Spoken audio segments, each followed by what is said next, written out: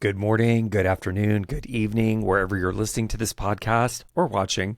This is David Valenzuela with I Wish, hoping you're having a great day. If you're not subscribed to our YouTube channel, now's the time to do that. I can see you. If you're listening on Apple Podcast, iHeartRadio, Amazon Music, go ahead and give us a 5-star review. We would love it. On today's episode, we are featuring Jill Jodar of Jill Jodar Aesthetics in San Francisco. She's going to talk about building her first book of business, going to school in San Francisco. I feel a Miss Marty story coming your way. She's got over 25 years of experience, you guys. She is getting ready to release a book. I'm so super excited. She decided to come on the podcast to reveal that to the industry. Estheticians, this is going to be for you, and it's going to be an episode that you don't want to miss. So stay tuned, buckle up. Let's get into it. Thank you so much for having me, David. I'm super happy to be here. Absolutely. As everybody knows, we have planes, trains, automobiles, time zones, busy schedules. So I appreciate you on your quote unquote day off talking to us. Of course. I know everybody getting up and getting dressed on their day off and like putting on makeup and everything. They're like, David, really? I have to do this today? It's all right. So Jill, let's start off by talking about what was your initial interest in aesthetics? How did you actually decide to go to aesthetic school? Okay. So I'm, like many, one of the people that had a little end around into this industry. I went to college for communicative disorders, and I got my degree back in 93. I also was in grad school, was studying neurogenics, which is speech pathology for people with head injuries. So, really close to the skin. I just learned something. I didn't finish my graduate degree because I had a little early life crisis. So, I was, 23 maybe at the time. And so left the program, but had no idea what I was going to do. I was waiting tables all through college and everything. Ended up working in a salon, front desk. Ended up getting into makeup. Do you remember Tony and Guy when they were of course. Yes. Yeah, because you and I are around TNG. the same age. Right. Yes. And I started doing makeup for them and some classes around in the Midwest, and then ended up moving to the West Coast. So thought I was going to be a makeup artist, but it just wasn't my jam at all. But I loved the science end of my degree so much that had kind of, just through the experience of working in the beauty industry, in quotes, it exposed me to a lot of what was going on in skincare. So then I decided I'm going to go to aesthetic school. So I think I was out here maybe 6 or 8 months at the time when I went. Funny story, I was listening to your interview with Stephanie Lanes, who I love. And I did not realize that we had the same alma mater. I think that she also Miss Marty's School of Beauty. Yes. Now, I will say, I'm so happy for her. I think she went through the program maybe a few years, 3-4 years after me, maybe. I can't remember the dates, but I did not have the experience that she did in school. It was rough. I was working during the day, doing nights and weekends for school.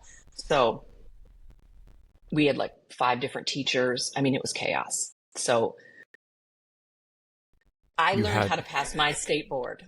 That's what I learned. Yes. They got me through that state board. But it wasn't the level of education that we should have before we start touching people, right? Right. I mean, right.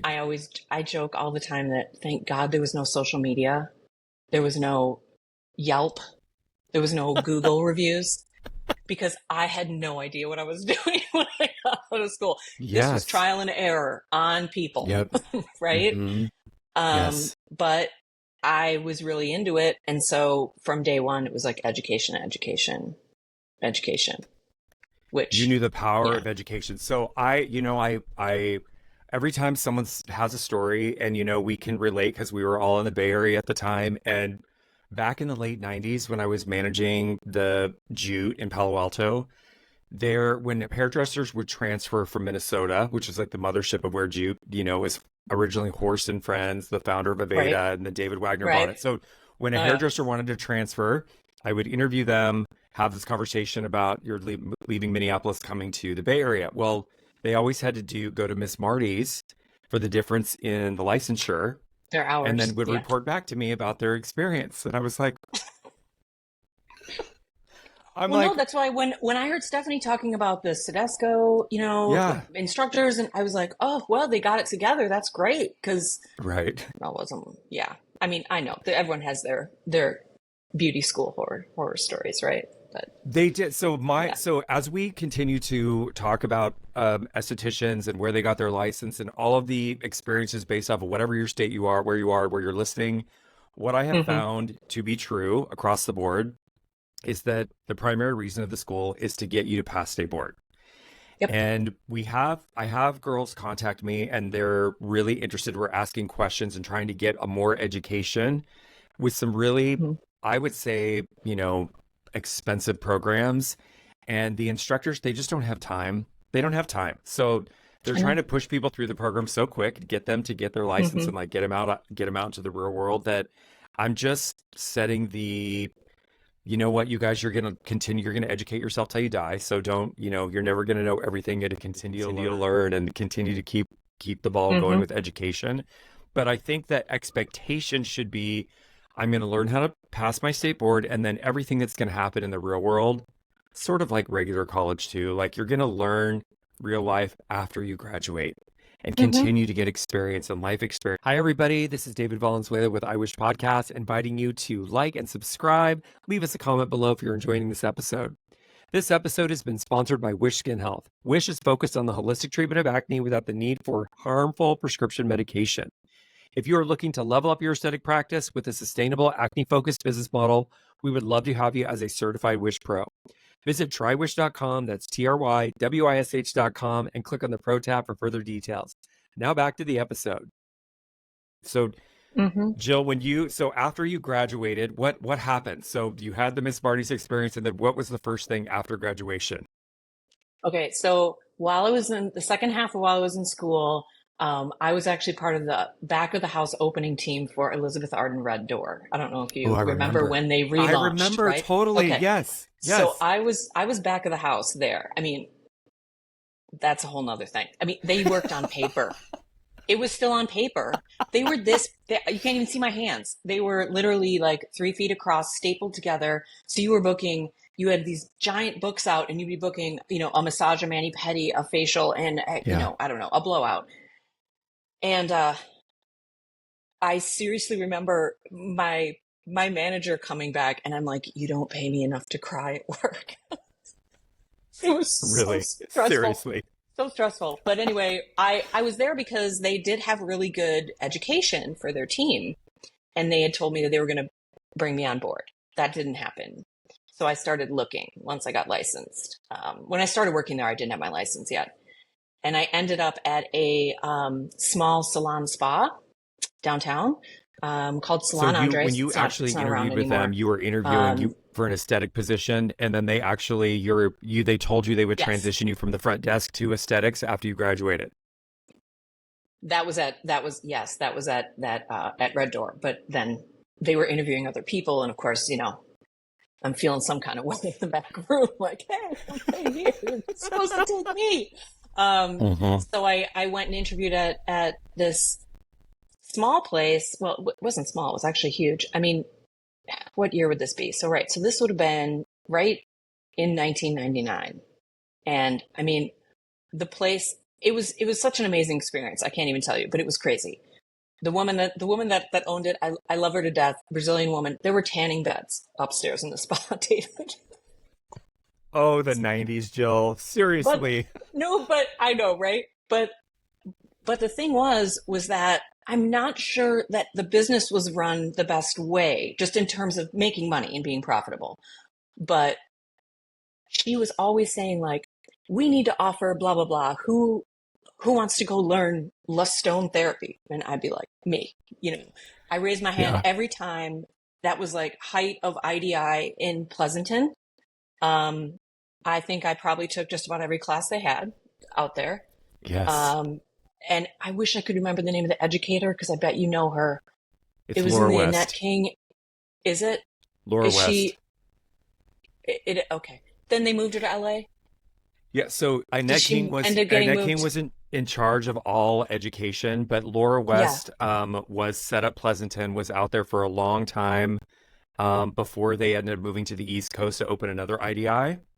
But Laura Okay. was the very first instructor that Dermalogica ever hired under Jane. She was number one. So Annette King was in the Okay. mix, but it was Yeah. probably back then in the 90s, it was probably Laura. Okay. But I mean, it was great, right? And it's along the lines. Oh, I also I became a certified massage therapist. She wanted someone to do massage. I went to massage school at nights. I mean, it's crazy. But I was like, I just wanted to learn. I didn't know what I Yep. was doing, right? Yeah. So Yeah. that honestly, that really shaped my career. And I am with you. I am in the cult of Jane Forward, I 100%. know.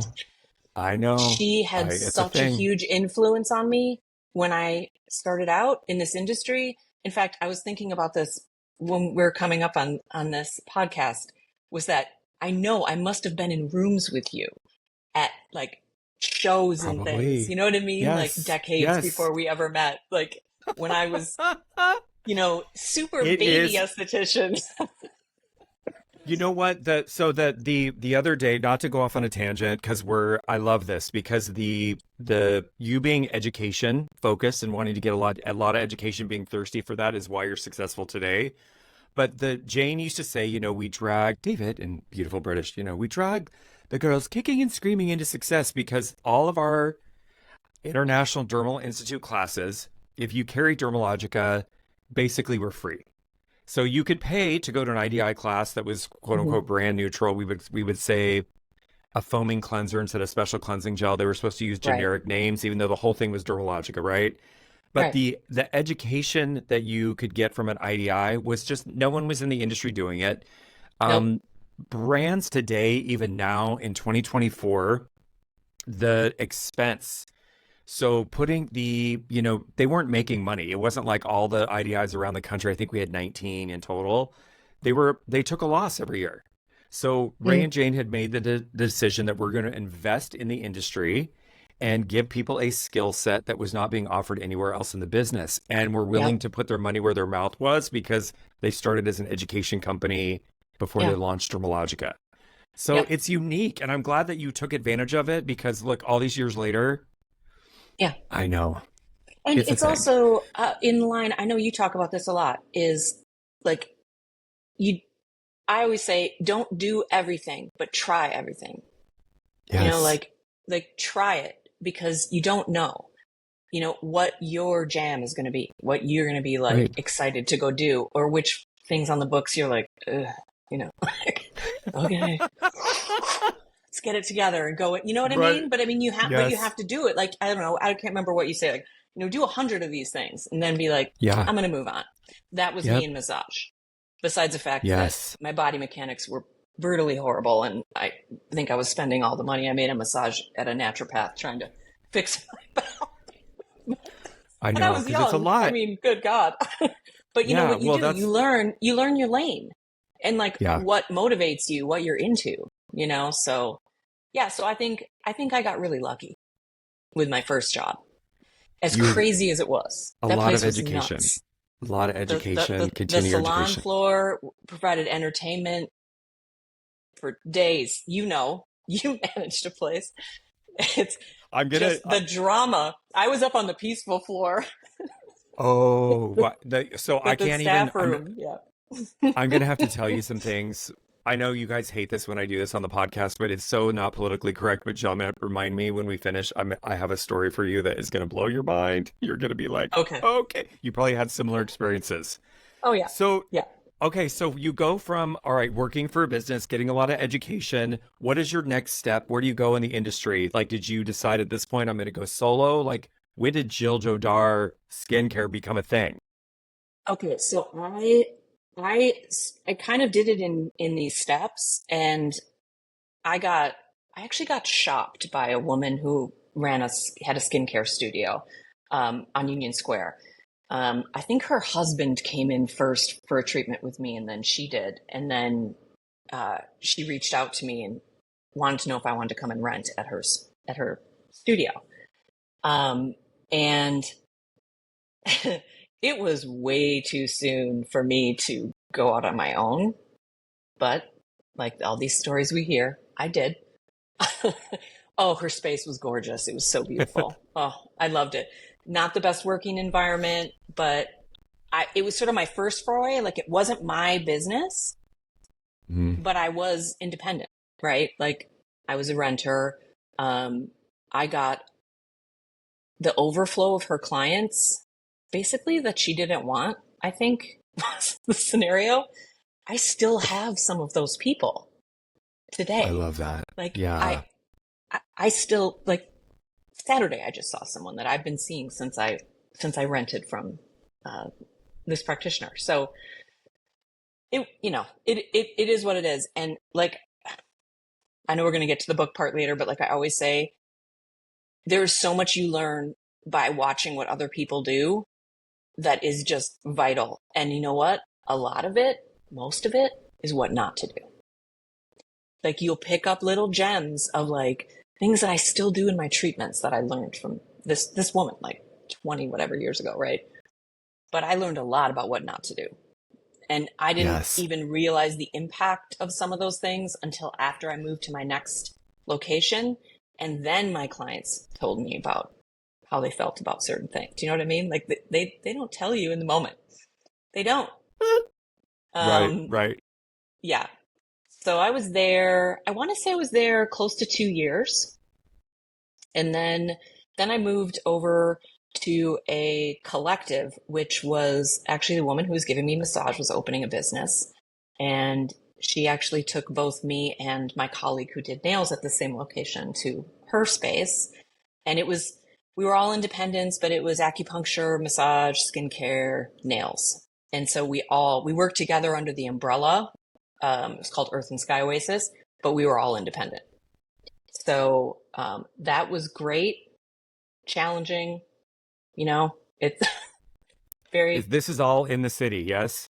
All in the city. I've always been literally like moving around Union Square. Like I think I've been in like I was on you know the city. I was on Grant Street. Then I was up at 450 Sutter, which we call 450 Suffer because of all the dentists. And then I was over on the corner of Sutter Stockton, and then eventually I moved to my private practice, which is like just literally across the park. But I actually ended up taking over Earth and Sky and managing it for 4 years. When my colleague had, long story, my colleague had premature twins and ended up relocating and the whole nine. That's a whole nother story. But I managed that for 4 years. And around the time it came up for renewal, two of my really solid renters, and before anyone comes for me, it was legal to have commission and renters then. So But where the 1099 conversation comes up. Oh my God.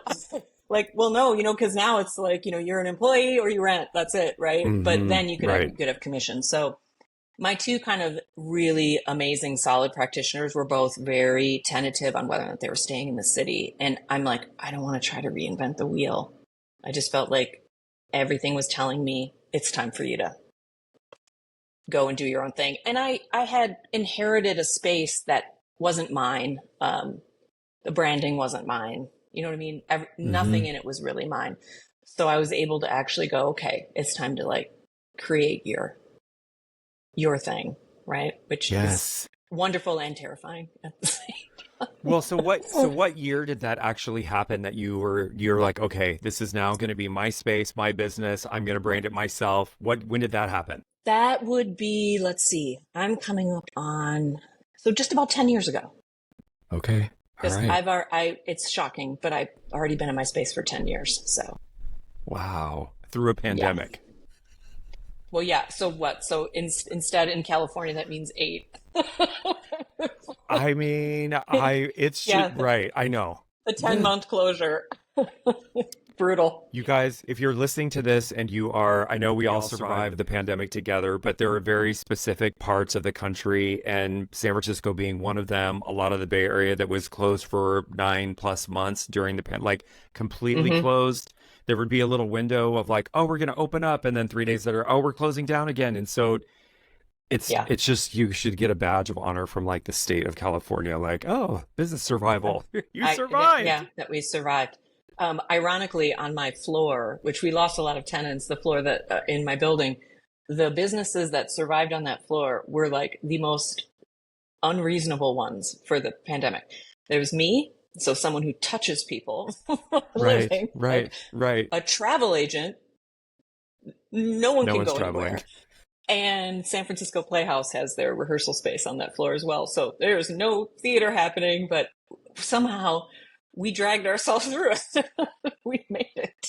They're all still I mean, there. dragged is a good, I mean, it was a life lesson, and Yeah. I get it. I get it. So Jill, all this education. So there's something I want to call out, like while we're talking about it, because it's very important, and it's been kind of a hot button in the industry, and new estheticians talking about so I say it lovingly, when you graduate from school, my personal advice and my opinion is to go and work somewhere that somebody knows something more than what you are doing, whether that is, I remember Mhm. Elizabeth Arden back in the day. I remember I remember in Estee Lauder's book, or they had a little rival between them. Like, it was just one of those things, like completely, Yeah. but it was a great place. Burke Williams in LA, like, we've had estheticians that have gone through and been able to acquire a really good skill set, learning how to Yes.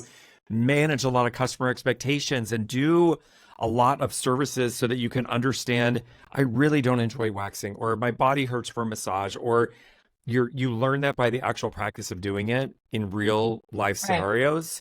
And I Hmm. know that the I was joking on a couple podcasts ago about beauty schools have a very specific clientele that, comes in for beauty school services for that special price point. And I'm like, that's really not the real world. I mean, you're gonna graduate and Right. learn some more of Yeah. those things. So Jill and I Yes. actually met at an industry function called Beauty Business Summit, which was Hmm. a year ago. It's been a year since Beauty I Business know. Summit. My gosh, like, how did that I happen? know. Like, a whole year's Yep. gone by. Yep. Which was your introduction to Wish. So tell me about your acne clientele, and like the how Wish sort of came to be part of your ethos of your business. Okay. So for my acne clientele, definitely skews towards adult acne, women, some like PCOS issues, things like Yep. that. And then as my clients are aging, I think I was actually talking to you about this. It's funny. I have clients who we treated their acne, and now I'm treating their kids. Um, they, they now have Yes. gotten married and had babies, and now the babies are teenagers, and we're all old. but it is interesting. But I'd still say the bulk of what I do is definitely not in the um, adolescent, in quotes, arena. It's more adult acne.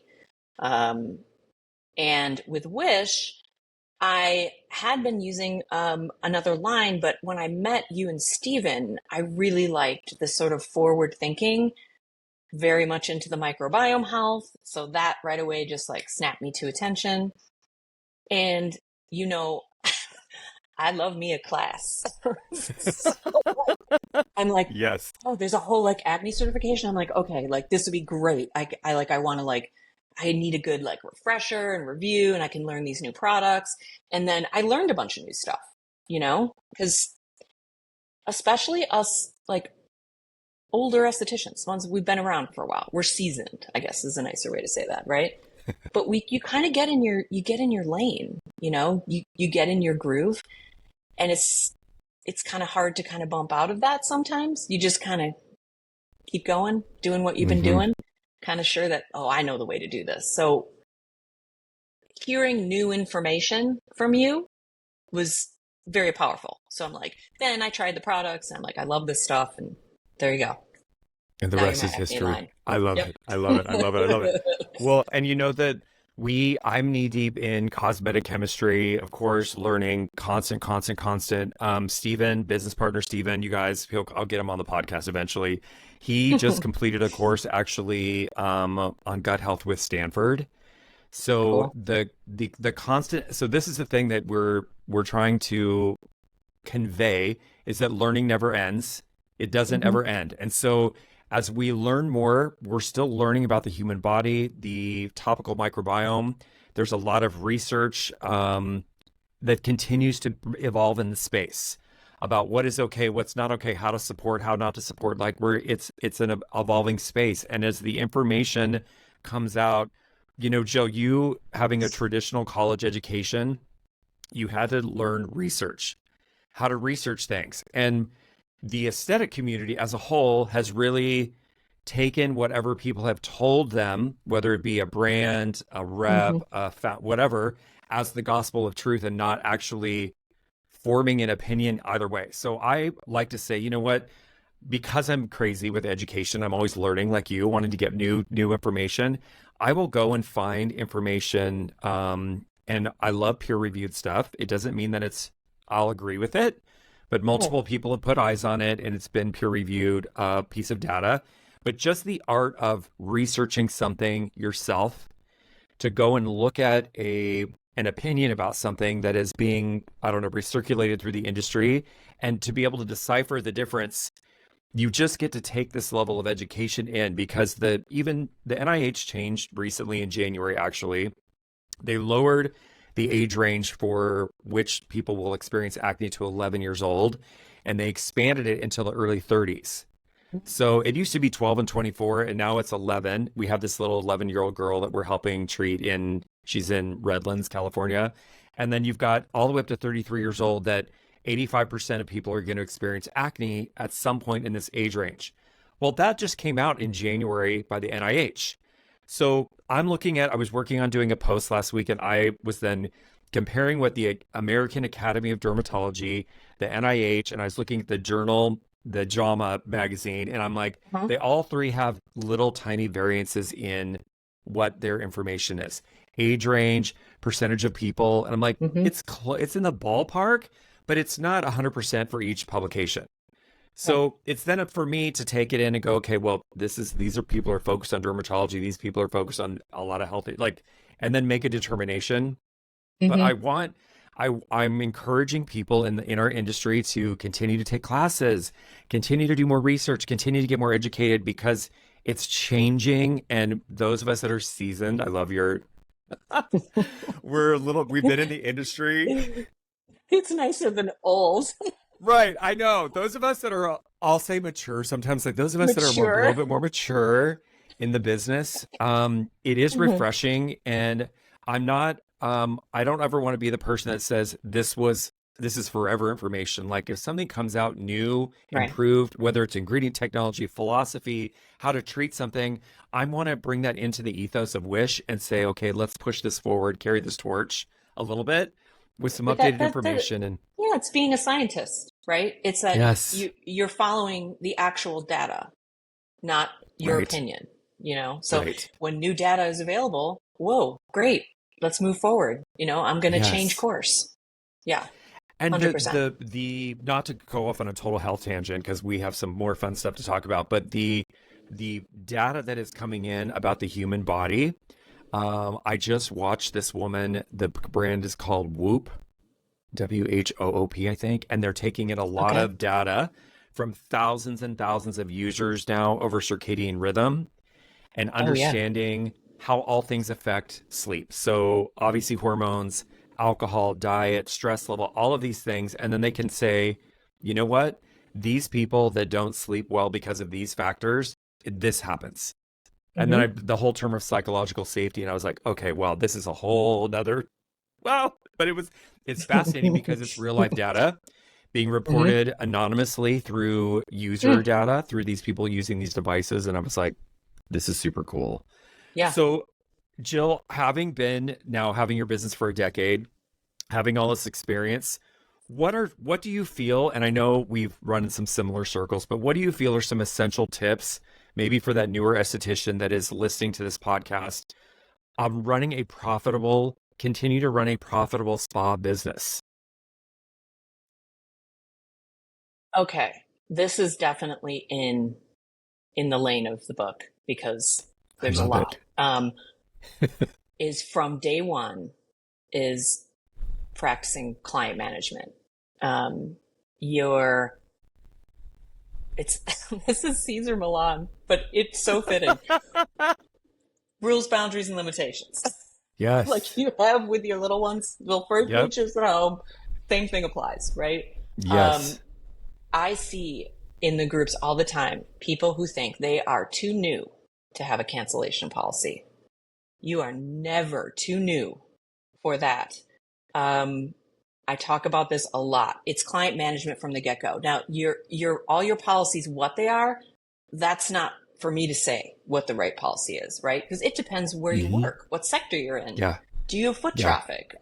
Do all your clients book when you leave? All that's going to affect it, but you have to have one and you Yes. have to follow it.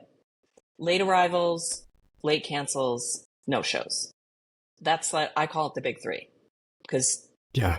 log into any group right now and you will see every third post is one of those things. And they're asking for help. Seriously. How to manage that They conversation, don't know how to or do it. Yes. yeah. Yes. Yeah. And it's Yep. a lot easier to do it from day one than it is to like Mm-hmm. turn a battleship around 3 years later when Right. you realize, you're feeling put upon and taken advantage of and angry and Yes. also just chaotic and crazy at work, Yeah. Yeah. And people think if they lose a client because they charge them, that it's going to cost them too much money. But over time, there are clients that will cost you more money than they make you just by the time they take, right? Off your book. Yes. So that to me, outside of actual like technical, right? Like things I'm with you. Like, don't start buying all the crap right away. Use your hands. Like, start Yes. there. And I love technology. I use a ton Yeah. in my room. But every time I bought something, I literally probably waited between, my gosh, when I first bought my first microcurrent, I think it took me 5 years to commit because I was reading about it and like researching the different companies and who could answer all my questions. In fact, I think Dermalogica had an influence on who I eventually bought from. But like all of that, like not thinking that hydrofacial machine is going to make your practice, because it's not. There's way too many other things involved. Yeah. So yeah, like policies, and just get the basics down before you start getting fancy. Right. And also that the basics are the foundation of your business, the bells and whistles. Usually when I have a conversation with someone's asking the question about a policy, or they don't want to offend their client, or whatever the expectation is, we start talking about, it all comes back to, I just point the conversation back to, what do you want? What do you want to have happen?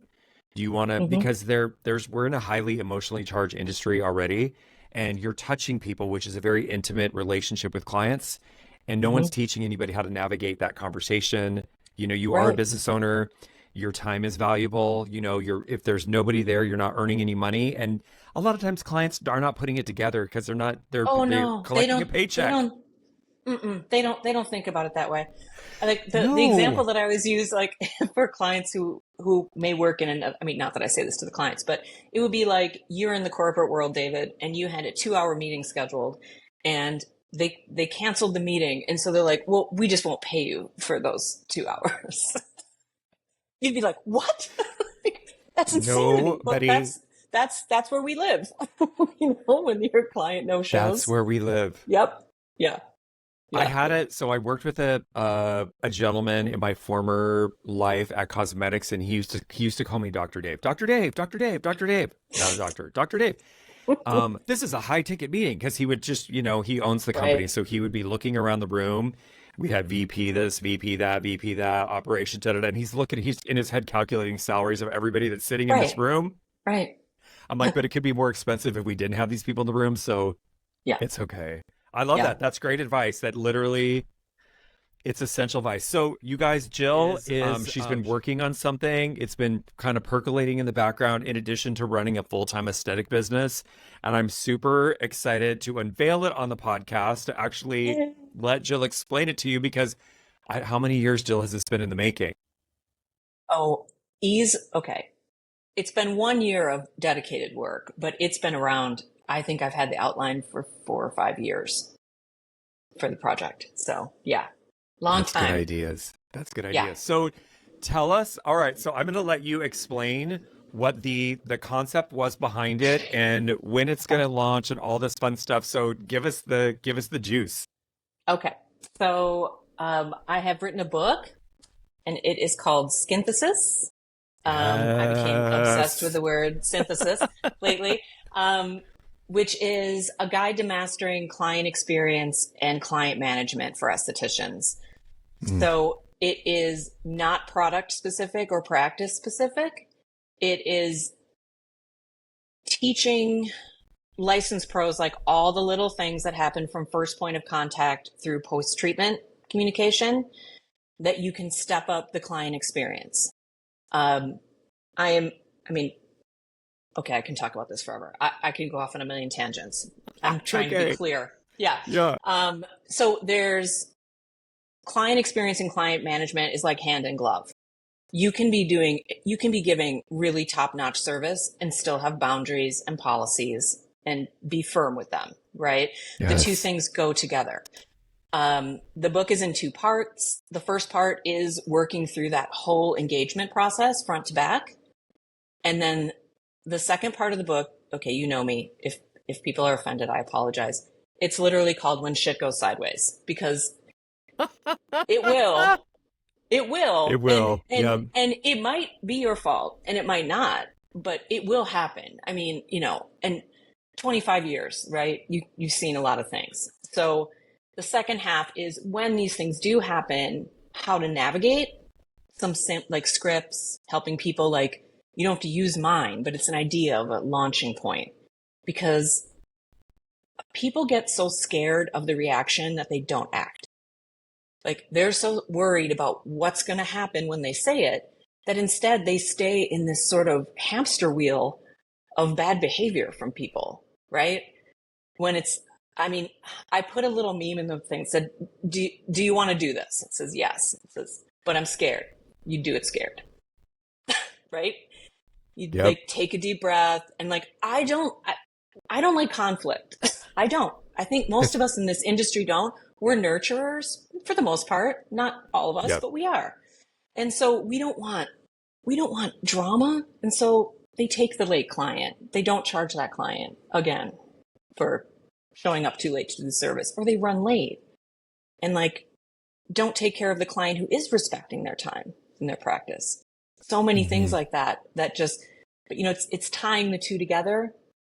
I feel like if you implement a lot of strategies through every single client that you do, the second half of the book is something you might have to spin open once or twice. It just doesn't happen. You have a lot less issues. And part of the idea from this came from just seeing stuff online.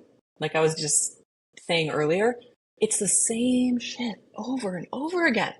And I feel for these people. Like I see these posts and these people are like, help me. Like, I don't know what to do. I know. So it's kind of equal parts. The book is equal parts like tough love and cheerleading, like I love it. like we got this, we can do it. And then I add in a bunch of funny things that have happened to me over the years and stuff. So there's some little humor, because if you do not have a sense of humor, move to You're not another going to make it. career. No, it's like you're dealing with the public and they're sometimes naked.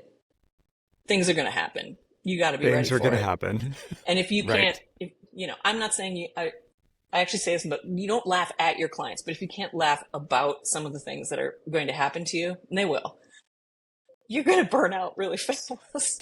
Right. Have a sense of humor, right? And like Yes. people, you have to like people. Yes. So the thing that you guys, Jill and I were riding back from the event last year to the airport together, Mm-hmm. and she was giving me a little snapshot about this, and we have talked about it a little bit here and there. But the thing that I am so applaud you for this and doing this for the industry is that you are doing it from a place to contribute based off of experience. We have a lot of things going on in the industry today that are fly by night, 49.99, download this, download that, and they're not coming from a place. I see them and I'm just like, what? What? Yeah. They're little cash grabs here and there, but they're not coming from a place of actual experience. So when Stephen and I talked about this podcast last year, we were like, what are going to be some of the benchmarks for having a guest come on the podcast? And at the top of the list was going to be, or is, experience. Somebody that has done something in their prospective field successfully and brings forward this experience to share best practices with the community. Because there's a lot of there's just a lot of noise and a lot of shiny objects, and there's not a lot of barrier to entry to these little things. And so the fact that you've actually put the time, energy, effort into this aspect, which you guys, what Jill just said is literally the make or break it of your business, your relationships with your clients. It is the foundational piece to actually having a successful practice that can sustain the test of time versus firing your clients or pissing people off or not having boundaries for yourself. No one is really talking about those things. That's exactly that. Yeah, that's where I'm like, that's the piece. And I feel like I mean, as we said earlier, in school, they're trying to get you past those boards, So like, like I don't use cotton that fell on the floor. That's, that's where you're at for school. Yourself. Exactly. But they don't teach that element of it. They don't teach that how important the CX or client experience is. And, people will come and see you as much for you as your treatments. So like the book starts from a place of like, I'm making the assumption that you are trained, you are a pro and you are continuing your education. We're not talking about modalities, products, treatment lines, software, you name it. That's not being talked about. It's all the little things, all those little intangibles that nobody seems to realize are important. I mean, from the consultation to all the way through the end of the treatment.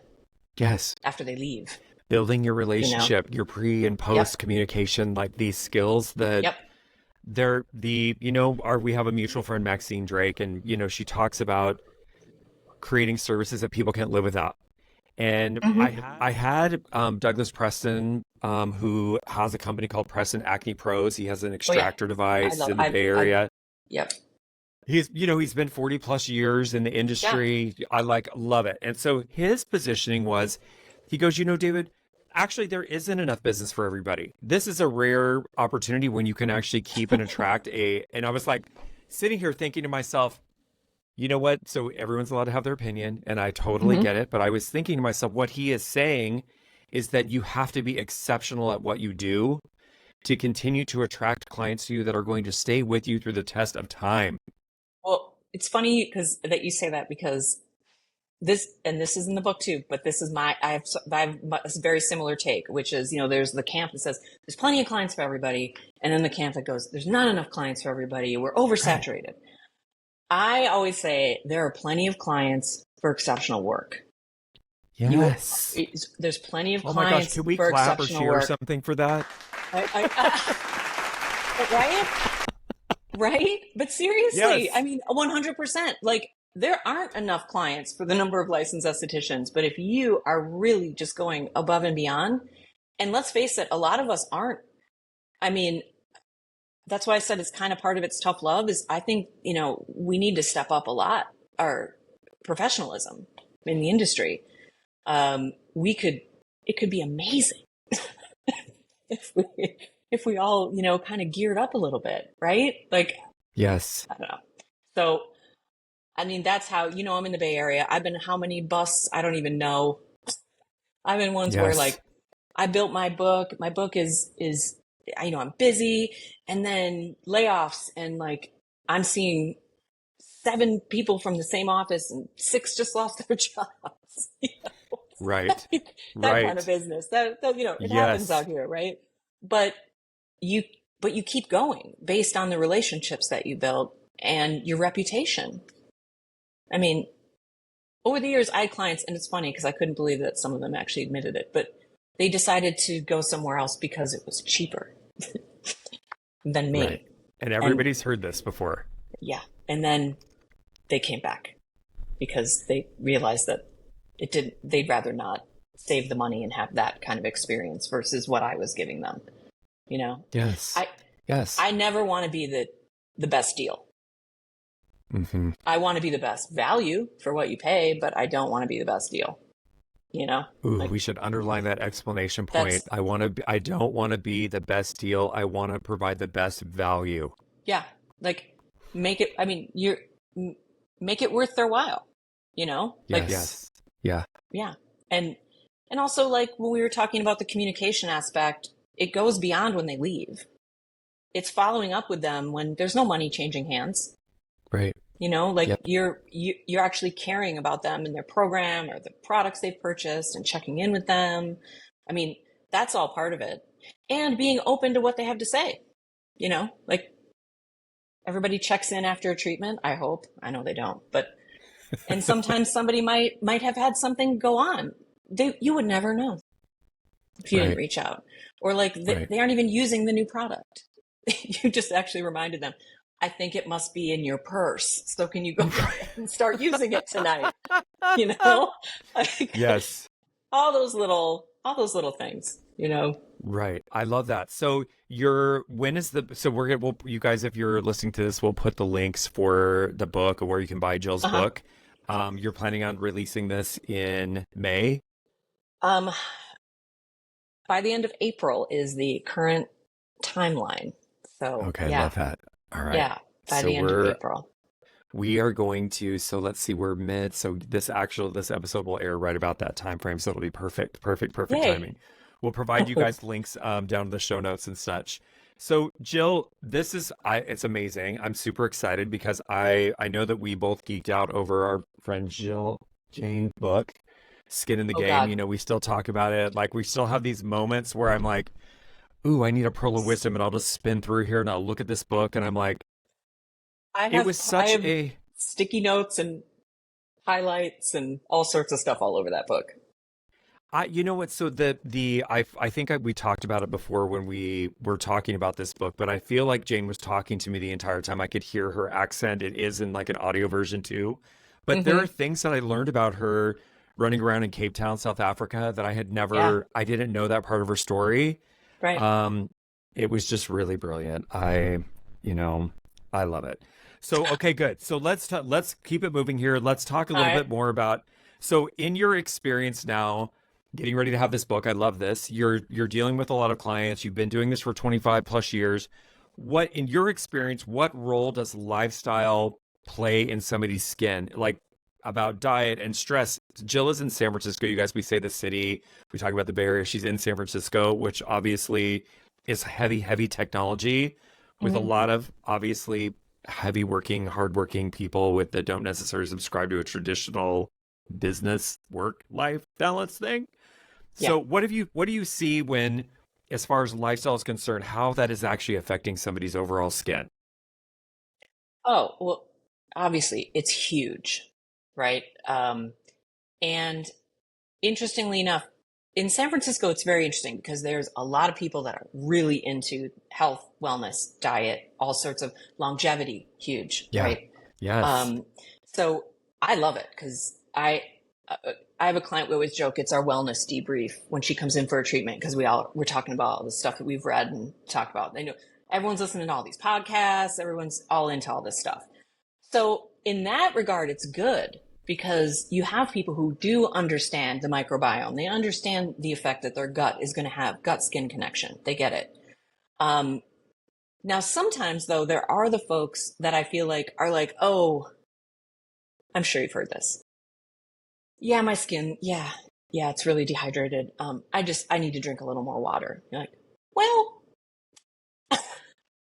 let's talk about it. You know what I mean? Like that the interconnectedness, like that they can eat clean and then this condition will resolve. Like I've heard you talking about this with some influencers saying I drank green juice and my skin cleared. Well, great. But like, please don't tell the poor person with severe acne that that's going to work, because it's not. Right. You're Right. going to need to go Right. inside and outside, right? You got to hit it from both directions. Yes. So it's interesting because I feel like it's a little bit easier for me. In treating people with acne, it's harder because everybody wants a quick fix. And then when you tell Right. them that, okay, the energy drinks are going to have to go, you're going to have to get rid of naming the things in generalities that they might have to give up and see if that's a trigger for them.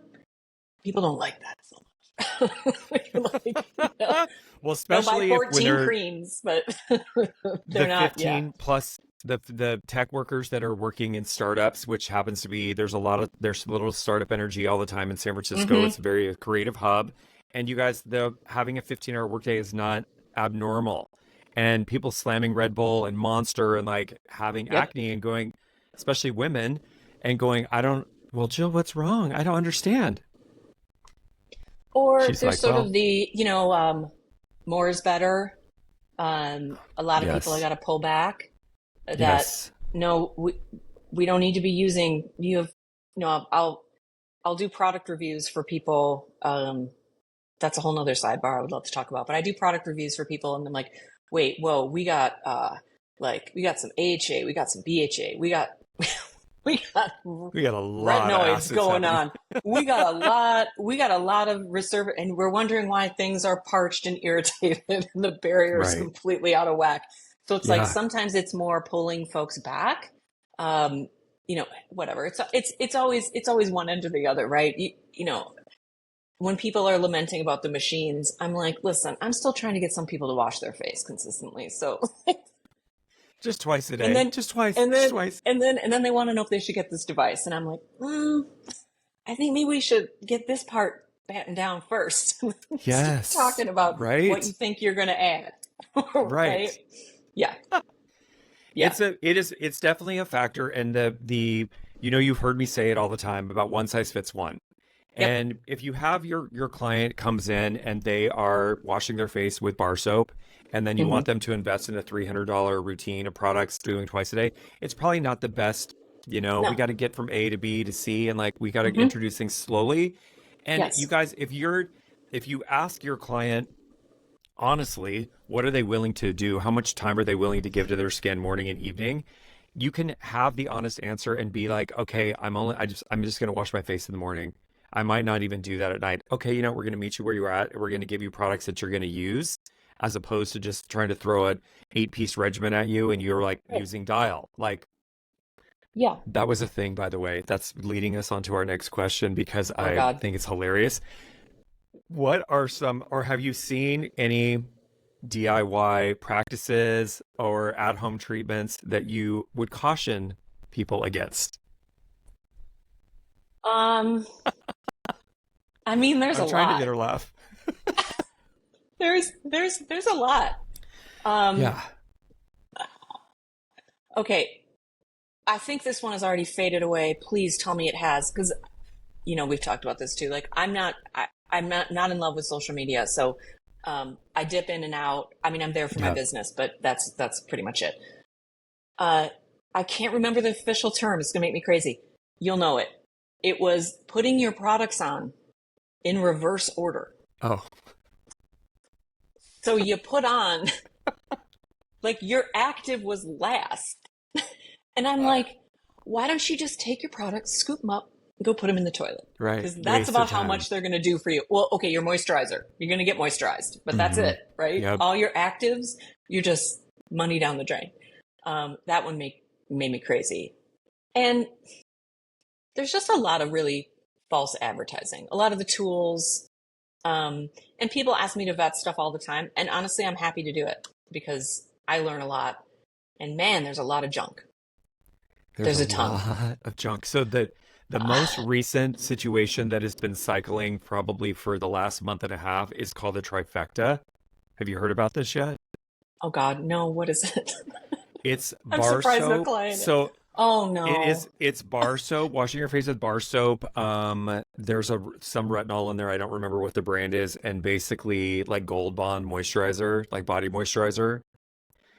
And whatever, the And what? slugging, Okay, I call it wait, but plugging. I know plugging. I think I've heard you say that, and I think that's hilarious. But wait, I'm confused though. What are they selling as this being a solution for?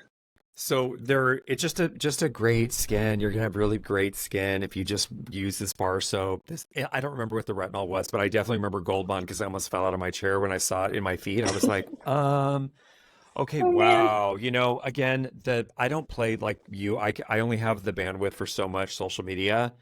Um, as we, for the business primarily is where Yeah. on the weekend, Steven just looked at me and he goes, "How long have you been on your phone?"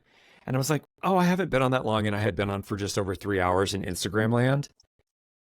And I'm like, I'm just really responding to a lot of DMs and stuff. But I was like, that took 3 hours and I didn't even and I Yeah. understand it's behind it. But Yeah.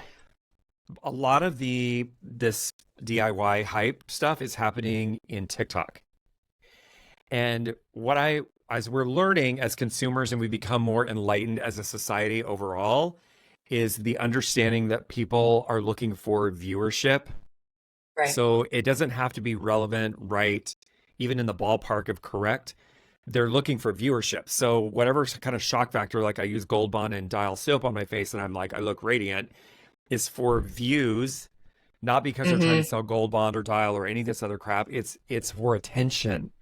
Mm-hmm. So, the little girls, we had a couple podcasts ago, we were talking about Sephora and these little girls, the Uh, young preteens. Wanting retinol. Chill. And so It, I was that's joking about going to heartbreaking to me. That breaks my heart. a Like little it really baby does. 11-year-old girl or Yeah. 10-year-old girl. The Yeah. Sephora that we go into, the Kohl's, whenever I'm doing an Amazon return, has a Sephora. I just read about it over the weekend. They're having it's becoming a $2.2 billion piece of Kohl's business. The little Wow. baby Sephora's inside of Kohl's. Now, it took like a year for them to build it out here. And I was like, why are they putting a Sephora in here? Because in my head, I'm like, Kohl's is not the right consumer for Sephora. That's what in Mm-hmm. my head, I'm thinking this. Mm-hmm. Someone's obviously ran some other data, but every time we go in there, the Fact. they're very, very young. It's Yeah. very little girls shopping at Sephora in Kohl's while their moms are Well, shopping over here. and part of that too is it's the social media culture. Um, I my husband was just telling me he was reading a story that with your school photos, which all of us, okay, so think like third, fourth grade, we all look janky, like our teeth are half gone, like Right. like I don't know who cut my hair, right? You just in this weird, awkward stage. So now they're offering a service to touch up the school photos for Oh, people, and I'm like, I just felt my stomach drop. I'm like, yeah. so teach the little ones that they don't look good enough when they're Right. babies. Like, Right. oh, it just, yeah, it breaks my heart. And everyone wants to be famous. Um, Yeah. do you know Joelle Lee?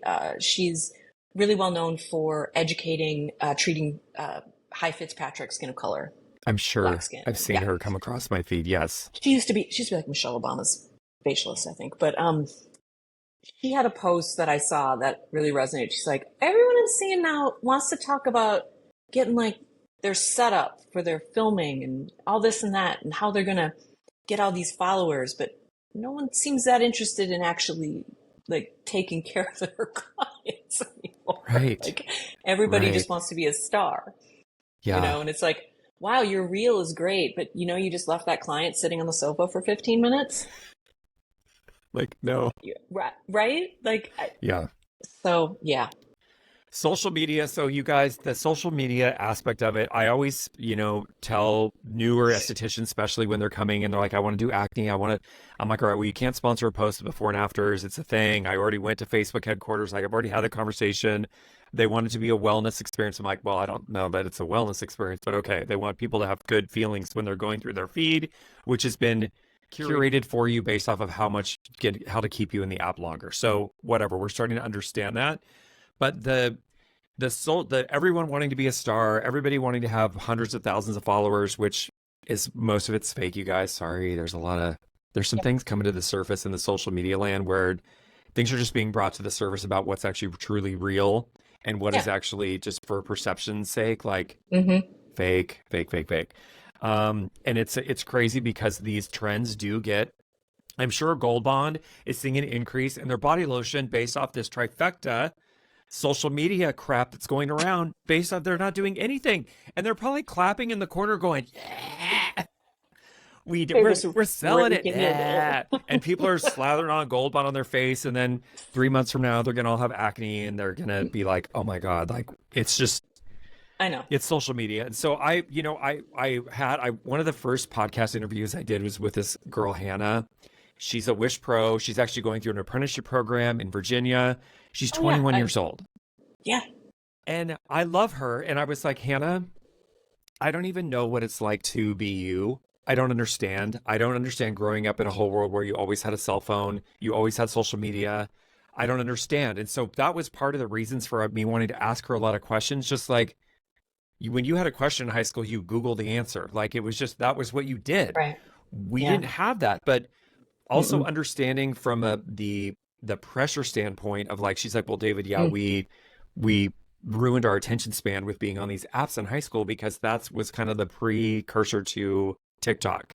Quick Right. hit, Yep. social media, scrolling, Yep. scrolling, Move scrolling, on. scrolling, drawing your attention. And Mm-hmm. it's that could be a whole nother podcast, Yes. which is crazy. So again, I love you and I could talk to you for hours and hours and like ask you all kinds of questions. Like, I mean, because you've been around for a long time, we have similar experiences. I need to Yeah. get to San Francisco. Are there any particular, I know we just talked about DIY, but are there any particular, other than putting your products in a reverse, are there any myths, skincare myths that you would like to debunk while we're talking about skincare? Okay. Probably my biggest one that I see, especially with a lot of work from home. I don't need sunscreen because I'm inside. I work from home. Big one. And Right. so then we have to have the UVA penetrating clouds glass because cloudy days is another one that you hear a lot. Uh-huh. Oh, sun's Yeah. not out today. I don't need it. Um, or just as an adjunct to that, oh, it's in my makeup. And then we have the conversation of the 2-finger rule for how much sunscreen you put on to make sure you get the coverage. And if anyone put that much makeup on, gross. No. I mean, unless you're a performer, right? And Right. also, who does that to their neck? Are you Right. putting that? Yeah, no. So, but it's that again is it's just education, because you'd be amazed how many people just go like, oh, well, I mean, I do it when I'm outside. It's one of the questions in my consultation is if they wear sunscreen and when they do. Like if it's Yes. when I'm spending time outside every day, you get a lot of information that way. Part of your routine. Um, And you know what? I think also what people are going to quickly find out is that SPF is actually blocking blue HEV also, like blue light, that people are like, oh, you're getting all this blue light. I'm like, it's a small, small, small little amount. And Mhm. there's more data coming out about blue light, but your traditional SPFs are actually, especially your physical ones, are actually blocking your little blue light situation. So the more you know. So Jill, now that we're mature and we've been around for a minute, looking ahead in aesthetics, what do you anticipate? How do you see aesthetics changing or evolving based off? I know the information is like, AI, AI, AI. I'm like, okay, everybody, yes, more information. But what do you see now that you've been in doing this for this long for the field of aesthetics? How do you see it evolving? Um, well, okay, this is probably more of like my hopes and dreams over than what may actually happen. But Inspiration. I would like, I can see us going forward being a huge resource. I mean, it's sort of like, your AI example. You start there, but you don't use it. It's a resource. It's not the be all and end all. There's so much information out there that we are more important than ever, right? Like Yes. we pick through all of the BS and marketing. And, like if I have to explain to somebody one more time that clean beauty is not a thing, like it is a marketing term, but they don't, that's why you educate, right? Like, Right, so right, that they understand. And once you ask, like, is there something you're worried about? Then the client doesn't really know because they've just been marketed to and marketed to and marketed to. right. So I think, well, one, we're not replaceable because you can't replace touch. And I think we're going to be more in demand because probably everyone who's listening who's done this any length of time knows that you have clients that you're the only person that touches them. They don't have physical touch from anyone. Yes, yes. And that has some gravitas to it. I mean, that's pretty huge, right? And you have to treat the job with that. It's a hard job. Yeah, Many right, people get into this business and they think it's going to be fun and easy and there's relaxing music playing or something. I don't understand. It's really hard. If you're doing right. it well, it's really hard work, but Yes. it's so rewarding. So I don't know. I think sort of the shift of us being seen as a resource, which I always talk about, that's what I want to be for my clients. I want to help them get where they're going faster and cut through a lot of the things that they don't have time to figure out, right? Right. Yeah, and I think just the return to actual connection with other people. We're still coming out of that with, the pandemic and can't touch anybody or hug anybody or whatever. It's, you know what, so Steve and I were in Atlanta a couple of weeks ago. We were having a meeting with an esthetician.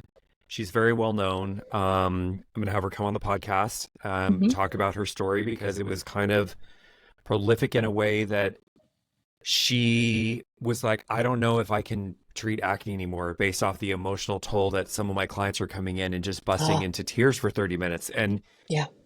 if you're going to have this situation when you're doing, so you guys, obviously there's a lot of estheticians listening to this podcast. That's who it's primarily designed to for that audience. When you have a client that is crying in front of you, you're probably not just gonna be like, okay, it's time for your treatment. Let's get on the table. Let's go. Whether in full out, blow Right. down tears. Yep. So navigating the space of the emotional component, Jill, of the industry of the Mm-hmm. power of touch, we know it is a huge under positioned aspect of just the whole nurturing aspect of, yes, you're going to get great skin, you're going to feel good, you're going to look great, but this component of the industry, we're going to evolve this conversation for the potential client base, because they don't necessarily even know that this is an option, but people are craving it. Yeah. So as a brand, yes, we treat acne. We make people feel better about themselves, build their confidence back in, understanding Mm-hmm. I don't have to be on drugs to go through this acne treatment. But the touch aspect of being in a positive way, where you're right, there are a lot of people that have no physical touch, human interaction, and we Mm-hmm. can't undervalue it's huge. It's a big piece of our industry, and Yeah. we're going to have to continue to promote that as a huge, huge, just a benefit. And above and beyond, the great skin is a side effect to Right. treatments, but that I believe, and I've said this before, that estheticians are healers. You have a healing capacity to you. It's like people gravitate towards this. You also have to learn how to protect your energy when people are coming in with the Mm-hmm. chaos. Because Mm-hmm. we're all human beings and we're all emotions, and you don't want to take on some of the other stuff, but that could be a whole another podcast in of Yeah. itself. So Jill, so I'm super excited about your book. Tell everybody where they can find you, social media, website, where they're going to be able to buy the book, all the fun stuff. Okay. So the book's coming out. This is later this year, but I'm going to be doing some consulting and classes as well Mm, that are kind of honing in more personalized on what a particular group of people's issues are, right? So you can kind of personalize it. yeah. But my company is Synthesis CX Consulting. The website is just synthesiscx.com. So that is be able to get the book there, and that's where there's information, a little more information about me, and what's coming up.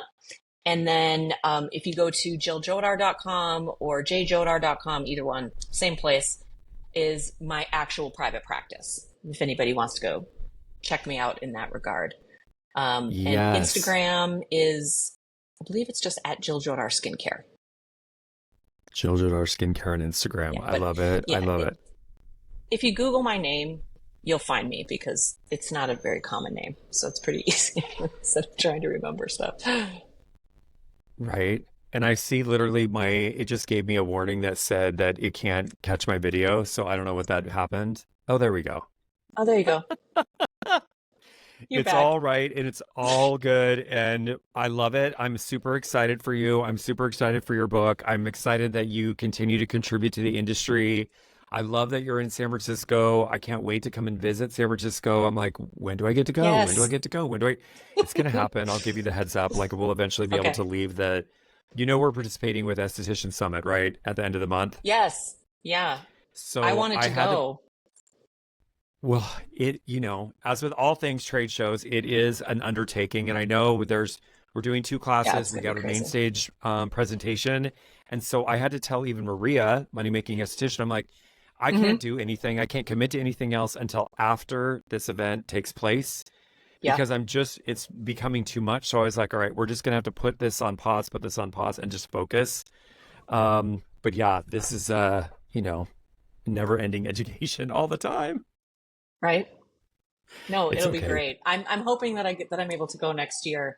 I'm actually going to be down for part two of the UCLA course we were discussing earlier, the cosmetic chemistry and skincare ingredients. So Yes. I'll be in LA during the summit. So You know what? And we're going to have you come back because we'll have you come back after the book comes out and then also talk about your experience here because the cosmetic chemistry aspect, understanding clean beauty is not a thing. It is a marketing term. Don't get me started on the EWG. That could be oh, a whole podcast in of itself as well. yep. Things that are rooted in science versus, you pay to play to be positioned as part Hmm. of like an affiliate and like their ingredient scores, like where's just it, whatever. That's Right. a whole nother Yeah. No, podcast, I Jill, know. but I know. Yep. I well, know. we could go off We're on a both going to tangent. get So salty.